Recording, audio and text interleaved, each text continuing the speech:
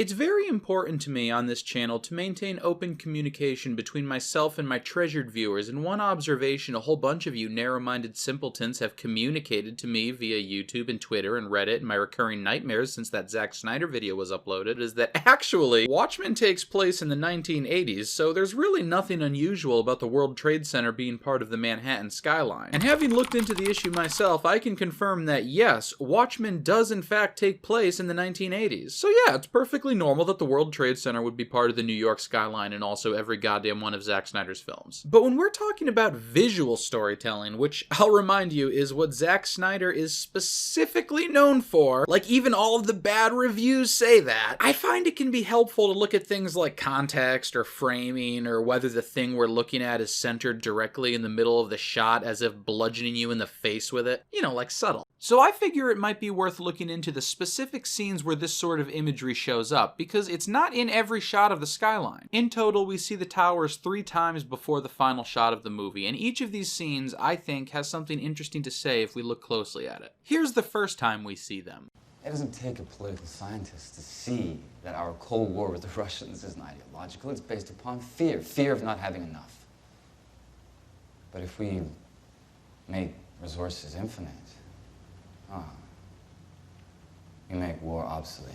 I guess this could mean something, but no, according to the data I'm looking at, Watchmen still takes place in the 1980s, so clearly I'm grasping. Let's move on. The next time the towers show up, they're in the backdrop to Eddie Blake's funeral.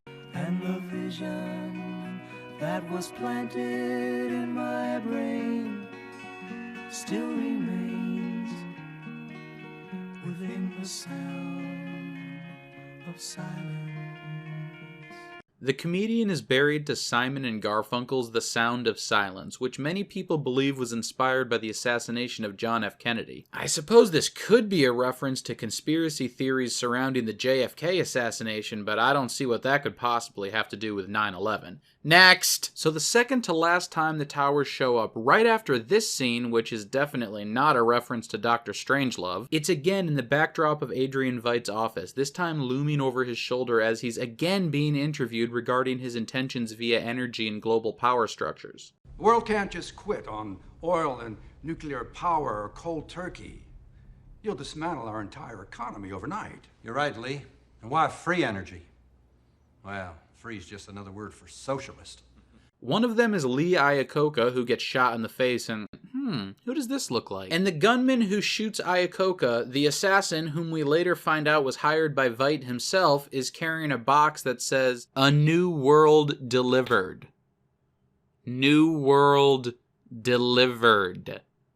Get it? Is something being said here, maybe? Does this convince any of you inassailable fucking morons that there might be something there? Now, do I really think Snyder is calling 9/11 an inside job? I don't know, maybe, not really. I think the overall point he's making is that it doesn't matter. There's this thing in Watchmen, the Doomsday Clock, which represents the inevitability of nuclear war as the result of Cold War escalation policies between the United States and the Soviet Union. In most of the scenes where we see the World Trade Center, there's this blimp converging on the towers, always at this very specific angle. I think this is kind of the updated Doomsday Clock. The government might not have literally orchestrated the attacks of September 11th, but they put us in a position where something like that was bound to happen, and when it did, they took as much advantage of it as possible. In the final big shot of the film, the fog has literally cleared, and we see that Veidt's name was on the blimp all along. The towers are still standing, but the rest of the city is in shambles, and we can also see that Veidt's company is the one responsible for rebuilding the city that he destroyed. I think this is meant to represent the no-bid government contracts awarded to Halliburton following the invasion of Iraq. Ronald Reagan says he's going to be running for president in '88. We could run a piece on that.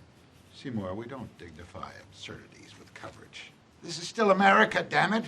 Who wants a cowboy in the White House?